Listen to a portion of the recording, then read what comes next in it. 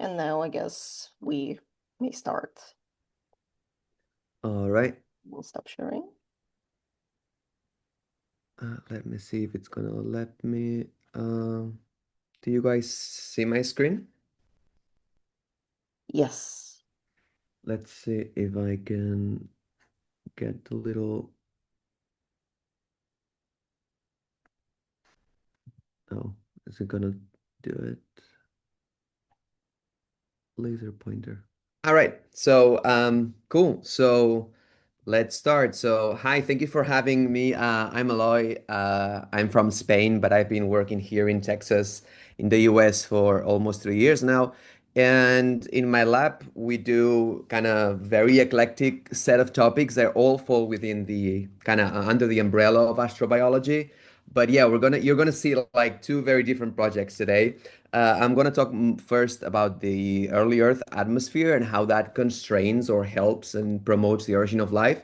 And then Myrene, my student, PhD student, she's going to be talking about once we have some biomolecules like amphiphiles, what do we do with them to see if we can mimic some of life's functions?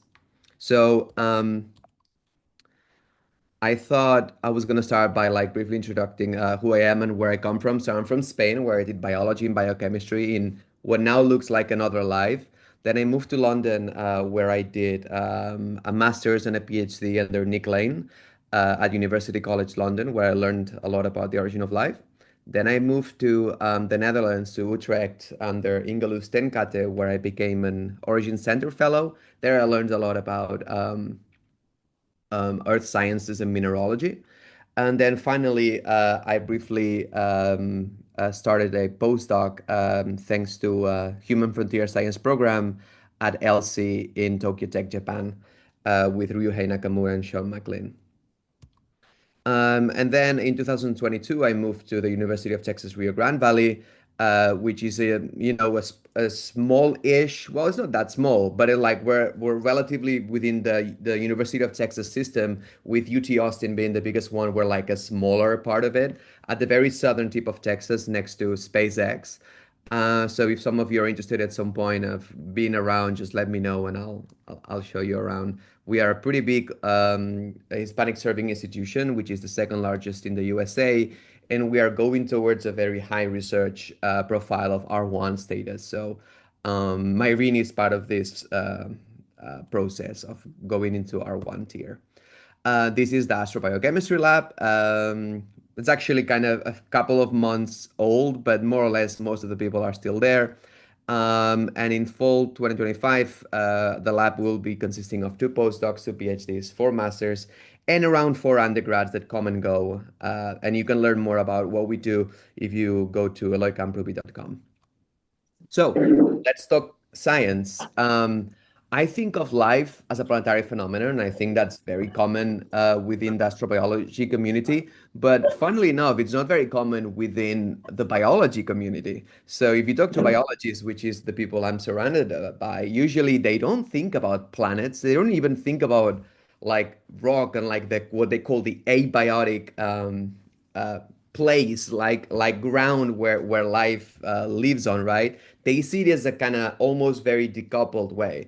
But in my point of view, and I think that goes and connects very well with the astro community, is that we know that life has for now only been detected on a planet. So it looks like planets may be something special in the grander scheme of the universe, and that um, non-planetary environments, so other places in the universe that are not planets, tend to be much more simple. So it makes sense that the molecules that we found in other environments are accordingly simple. Someone could say that some of the molecules we find in space, like polyaromatic hydrocarbons and stuff like that, are actually complex, but they are not. If you look at how difficult it is to make them and the information they hold is actually very small. So what I would say is that molecular, but even more importantly, chemical network complexity requires a complex environment, and that's what a planet with all of these different phases and cycles provides. So it makes sense to me that life is either exclusively found on planets slash moons, so planetary bodies, or that at least it's much more common in the greater scheme of the universe to find it in planet.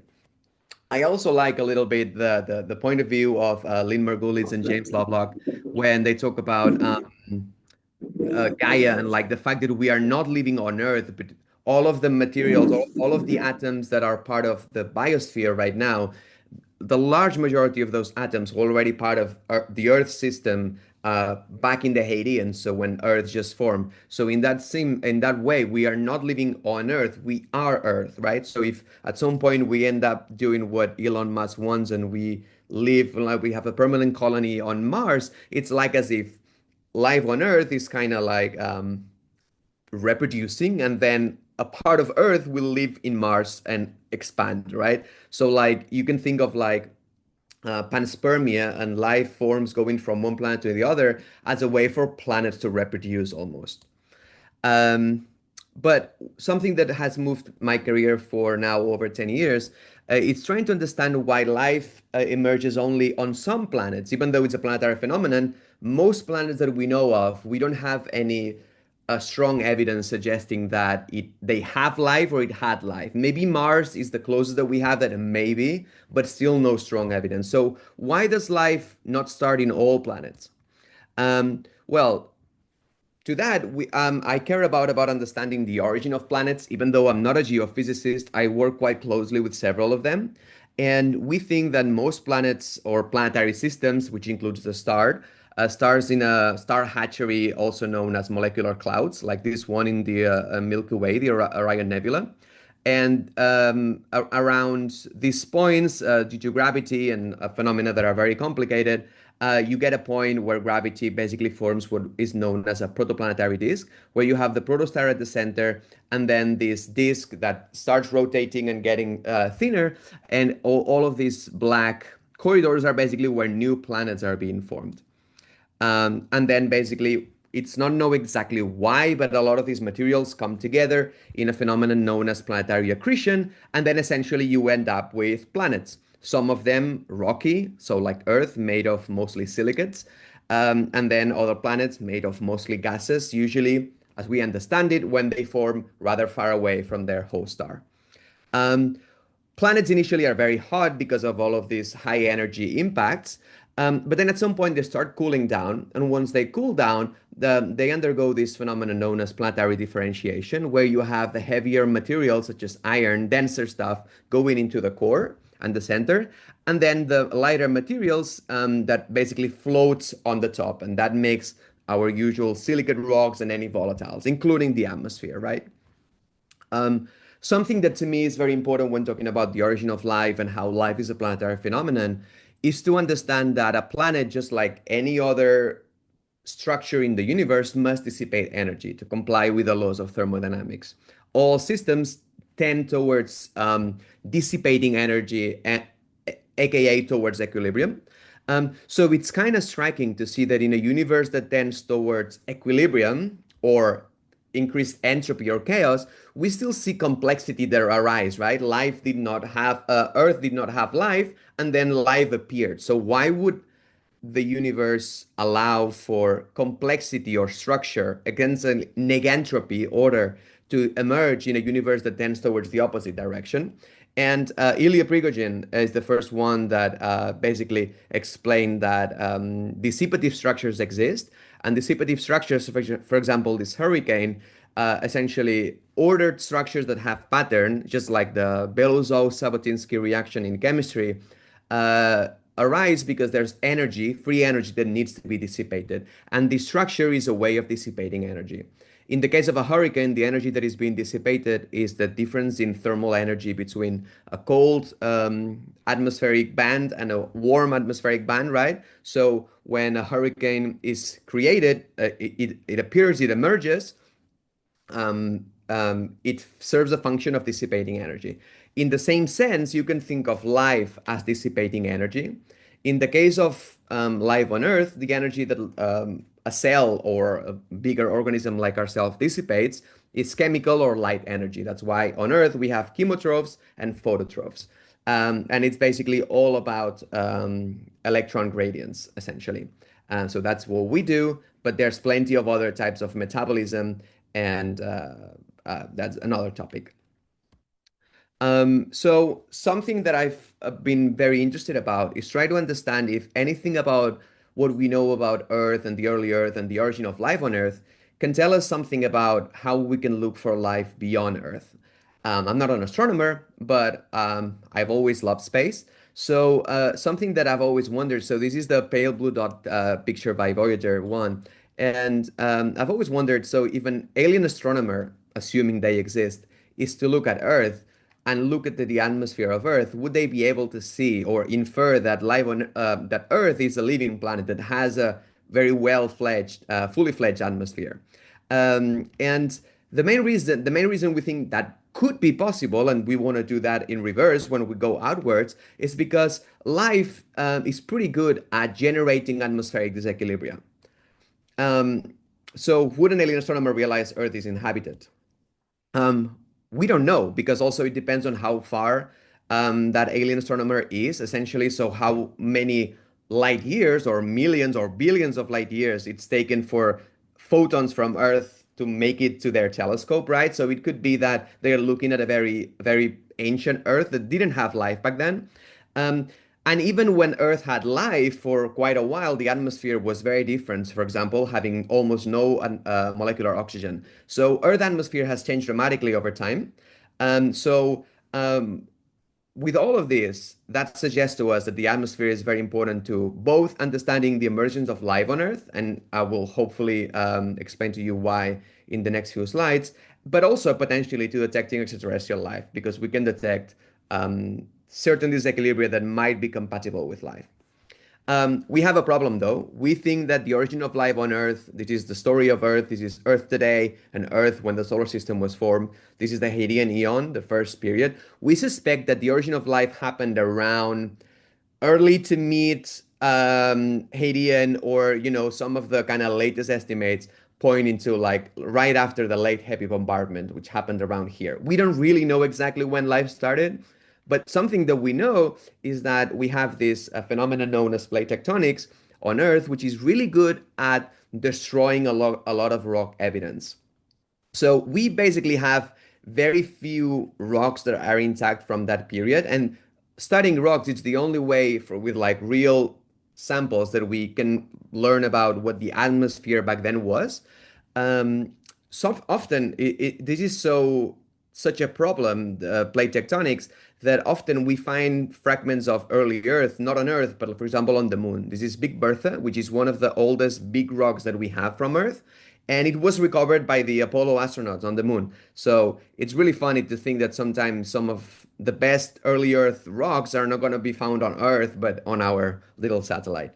However, this is not enough. The few rocks that we have from the early Earth and as well from the Moon basically don't give us a big enough picture, a more comprehensive enough picture. So we need to also resort to mathematical modeling to like fill the gaps and get a better idea. So, and I will talk about that. So what do we actually know about Earth atmosphere? Well, I would say right now quite a bit, but we have been not really understanding Earth early atmosphere for a long time. So you may all be familiar with the Miller-Urey experiment in the 50s, where essentially they simulated, Stanley Miller and Hal Urey simulated this early Earth atmosphere analog, where they use these gases that, as you can see, are very reducing. They are gases that are very rich in electrons. They basically then they simulated electric discharges by lightning, and then saw that when you do this, you are forming plenty of organics. Some of those organics are very much the Earth biology organics, including amino acids, etc. Some of them have nothing to do with life on Earth, but it was the first time, and it was revolutionary because it was the first time that organic molecules that are part of Earth's biosphere were made totally non-enzymatically and just starting with simple gases. Now, they started with this reduced atmosphere, not really because the geologists agreed that that's how the early atmosphere looked like. It's very funny if you try to trace why they did this. It's like a closed circle, this Ouroboros of these guys use this because some geologists allegedly told them that that's how the early Earth was. But then if you look at the papers that the geologists from that time, these geologists did, they also said that, well, it's because these gases make good organics. So basically, we all told each other that this is the right way, but we had no real hard evidence to suggest that the early Earth would have been so reducing. But it makes sense that you're going to use reducing gases if you want to make reduced organics, like all of this, because essentially you're already halfway there. I'm not going to explain here what redox reactions are, because I presume that anyone that is involved with NASA knows that a redox reaction is a reaction where a reactant donates electrons and another reactant receives the electrons. Um, What's important to understand here is whether the early Earth was reducing or oxidizing is very important, because it basically kind of sets the tone for global chemical reactions. So basically, if the Earth atmosphere is full of electrons, most of the organics that are going to be playing a role for the origin of life are also going to be on the more reducing side. Whereas in opposite, if the early Earth was a little bit more oxidizing, then you can expect that most of the organics that take part of the earlier life are also going to be on the mildly oxidizing or at least a neutral state. And that radically changes the rules of prebiotic chemistry. Um, we have a very strong idea or strong evidence that the early Earth had no molecular oxygen because the rocks and minerals that we have back then suggest that there was no oxygen. So even though we know that it was not fully oxidizing like Earth's atmosphere is today, it could have still been somewhat oxidizing or mildly oxidizing if there was a substantial amount of CO2. So that's what we worked on in this paper that I'm going to mention now.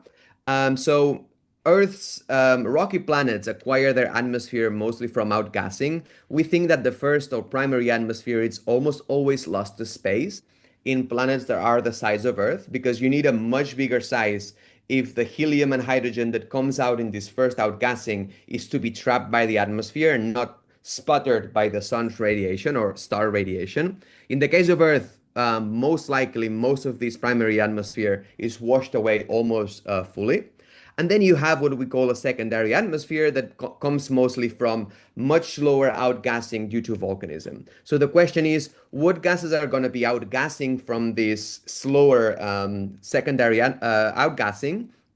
And then are those gases in the atmosphere, are they going to interact with each other? And what atmosphere will it be stable? So we just published this paper last year where we built an atmospheric equilibrium model using mostly FastChem. And then we basically built several types of atmospheres. We try to figure out which one was the most stable one. And then which form of fixed nitrogen would be synthesized by lightning under this atmosphere. And that has huge implications for the origin of life. So I'm not doing great on time, so I'll have to speed up a bit. So basically what we do is we quantify the degree of oxidation of the atmosphere. So this ratio RO, where basically R is any atom that is not oxygen in there, and O is basically all the oxygen. And so basically for RO lower than 1, the atmosphere is going to contain an excess of free molecular oxygen, whereas the opposite is true. For ROs higher than 1, it means that there's no enough oxygen to fully oxidize hydrogen into water or carbon to CO2. We basically use the bulk atmospheric CH ration of Earth today and also some information about the atmosphere of Venus to constrain this and basically build this model, which predicts three main stable atmospheres. One where RO is very little and it's like extremely oxidizing. Another one more towards RO close to 1 or 2, which is kind of mildly oxidizing slash neutral, where there's no carbon monoxide. And then one which is very reducing that doesn't even have any water, and it has a lot of carbon monoxide and even free hydrogen. Then we try to understand which of these is going to be the most likely, even though these three are possible, and that depends on two main things. The first one is the level of oxidizing of the mantle, basically how full of electrons the molten rocks of Earth would have been. And that's something that is not very well known because we don't really have data. So basically, in our model, we go from very reducing to very oxidizing and going from into neutral. But what we found out, so what we expected is that that's going to determine a lot what type of gases are going to be degassing, right? So a much more oxidizing mantle is going to be producing oxidized gases, and a reducing mantle is going to produce reduced gases. But what we found out with this model is that because of this reaction that is known as the water gas shift reaction, where carbon monoxide and water reacts to basically form. So carbon monoxide gets oxidized into CO2, and then water gets reduced into hydrogen. In theory, this is not a net self-oxidation, even though that's how we call the paper, but in de facto, it is a self-oxidation because this hydrogen, remember, it's going to escape due to the low gravitational pull of Earth and a lot of X-rays and UV from the young sun. So essentially, what this means is that even though in theory these three atmospheres could be possible, oxidizing, reducing, or somewhat neutral, in reality, what happens due to the water gas shift reaction is that very quickly we're going to go into a rather oxidizing atmosphere full of CO2 and water because this is going to get lost to space. So we wanted to know how fast this was going to happen. So we had several models accounting for also some methane and ammonia being formed. I'm not going to go into the details. And what we found is that regardless of how slow we make this reaction, in just a few millions of years after the moon forming impact events, which in geological terms, this is like 2 days, it's nothing, we always go into RO of 1. So basically, we always go into this mildly oxidizing or kind of neutral atmosphere. We are never going to go into a fully reducing atmosphere. Now, why is that important? Well, um, that's important because to fix nitrogen abiotically, modern Earth, we find bacteria and archaea alive in industrial processes. At the origin of life, you have none of those. So the main source would be lightning or UV. UV is problematic, but so we focus mostly on lightning in this case. So we build a model to simulate the synthesis of HCN or any fixed nitrogen using our atmosphere due to lightning. And what we found is that again, whenever we have a reduced atmosphere, we're going to make these reduced forms of fixed carbon and nitrogen, such as methane, ammonia, or HCN, hydrogen cyanide. But only when we have an oxidized atmosphere, which is what the previous model predicts, we're going to find nitrogen oxides. Now, this is very important, even though I don't have time to go into details, because the type of prebiotic chemistry that is available when you use these oxidized forms of organics or nitrogen species, which then are going to make oxidized organics, or these reduced species are very different. Essentially, you're in kind of the two main hypotheses on the origin of life.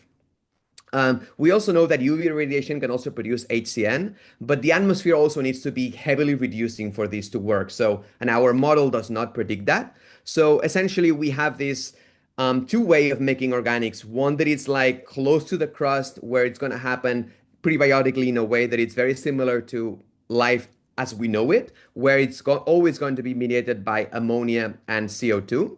And then another type of origin of life science, which is going to be closer to the surface in most cases, where it's going to be based on HCN. And both are, two big parts of the origin of life conundrum. And our model suggests that at least globally and for the longest time, this one seems to be the more prevalent one. But again, we're not saying that the only way of going to life as we know it is doing a prebiotic chemistry that it's similar to life. We're just saying that if you want to use prebiotic chemistry that it's not similar to life, then you need to invoke strange phenomena or like unlikely phenomena or phenomena that are like in addition to what the default state of Earth would have been, right? So for example, you can still have plenty of HCN if you want it for your prebiotic reactions, if you invoke big impactors that basically bring a lot of reduced metals. And then if those are big enough, they're going to make the atmosphere reducing for a while. So you can get HCN that way. You can also get HCN or other reduced nitrogen if instead of being synthesized by Earth endogenously, they are delivered exogenously by impactors themselves. That's not the focus of our paper, but we also kind of quantify that. And what we found is that you would need the highest amount of impactors if you want to have an exogenous delivery rate that it's at the same order of magnitude as what Earth is making by. So basically, exogenous delivery is as good as Earth making it itself, but in no occasion in our model it gets better.